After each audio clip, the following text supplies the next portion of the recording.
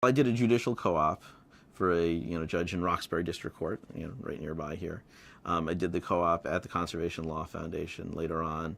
I did a co-op with a criminal defense lawyer, and I did a co-op with a state agency at the Executive Office of Health and Human Services.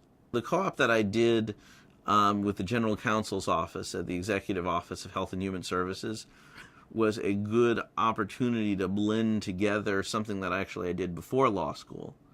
Because I had done some domestic issues lobbying in Washington in between college and law school, and learned blending that together with the law.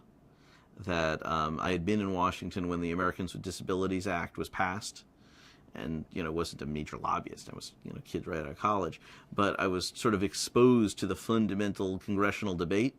And then here I was a couple of years later working as a law student in an office trying to implement the law.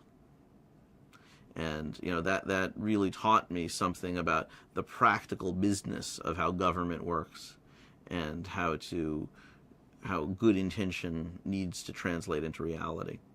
Well, I think one of the things I learned there actually, and it's as is often the case with, the law, legal matters are not rocket science, where it's pretty unusual in a legal setting to be exposed to something that is starkly alien. Unless it's litigation about some technical matter, but as is often the case, I was sort of aware that human services was being increasingly done through contracts to private agencies, but actually being in the guts of a general counsel's office that was writing the terms of the contracts and was looking at a new legal mandate, which is the Americans with Disabilities Act, and ensuring that the private contractors who were delivering services on behalf of the Commonwealth of Massachusetts were actually living up to the obligations that the Commonwealth had.